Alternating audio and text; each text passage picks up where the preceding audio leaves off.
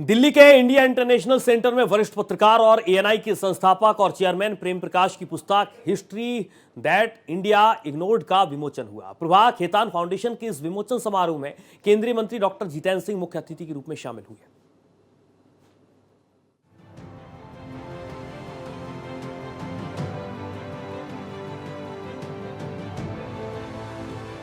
वरिष्ठ पत्रकार और समाज एजेंसी एएनआई के संस्थापक और चेयरमैन प्रेम प्रकाश की पुस्तक हिस्ट्री दैट इंडिया इग्नोर्ड का विमोचन समारोह हुआ। विमोचन समारोह सभा खेतान फाउंडेशन ने दिल्ली के इंडिया इंटरनेशनल सेंटर में किया।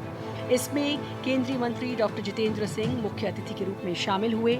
डॉक्टर जितेंद्र सिंह ने कहा कि वरिष्ठ पत्रकार प्रेम प्रकाश की 50 साल की पत्रकारिता के अनुभव की झलक इस पुस्तक में मिलती है। मुझे लगता है कि ये ना केवल शोधकर्ताओं के लिए एक बहुत अच्छा डॉक्यूमेंट रहेगा, ना केवल उनके लिए जिन्हें शायद अब पीढ़ी बदलने के साथ उस दौर की पूरी जानकारी नहीं, बल्कि सबसे ज़्यादा तो पत्रकार मित्रों के लिए, क्योंकि पुराने ज़माने में जर्नलिज्म के बारे में कहा जाता था कि reporting is secret, comment is privilege, कि एडिटोरियल पेज पे जो लिखो रिपोर्टिंग में कमेंट मत करो। लेकिन कभी कभी जैसे आज देखने को मिलता है, प्रेम प्रकाश जी ने कहीं भी अपनी निजी राय, personal bias, personal like, personal dislike, कोई प्रेजुडिस नहीं आने दिया।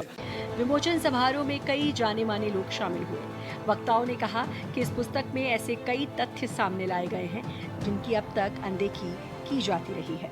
हिस्ट्री दैट इंडिया इग्नोर्ड एक ऐसा एविडेंस बेस्ड डॉक्यूमेंट है जिसमें कुछ एक ऐसे तथ्यों को उजागर करने का प्रयास किया गया है जो आज तक ना कहे गए, ना पढ़ाए गए, ना सुने गए, ना समझे गए। लेकिन एक सुखद बात यह है कि गत 10-11 वर्षों में प्रधानमंत्री मोदी जी के आने के बाद जिस प्रकार से इतिहास में जो कोताहियाँ थीं उनको दुरुस्त करने का प्रयास हुआ, जो खामियां थीं उनको की पूर्ति करने का प्रयास हुआ, जिन शख्सियतों को नज़रअंदाज किया गया था उनको तवज्जो दी जाने लगी। निवर्तमान शाही शक्ति ग्रेट ब्रिटेन ने जानबूझकर पाकिस्तान के निर्माण का समर्थन किया, क्योंकि द्वितीय विश्व युद्ध की समाप्ति के तुरंत बाद सोवियत संघ के खिलाफ शुरू हुए शीत युद्ध में पश्चिम को इसकी जरूरत थी। लेखक प्रेम प्रकाश ने कई प्रमाणों के साथ ये बात भी कही है कि जवाहरलाल नेहरू के नेतृत्व में कांग्रेस को 1946 में ये महसूस ही नहीं हो सका कि शीत युद्ध शुरू हो चुका है। रमेश कुमार, भारत एक्सप्रेस, दिल्ली।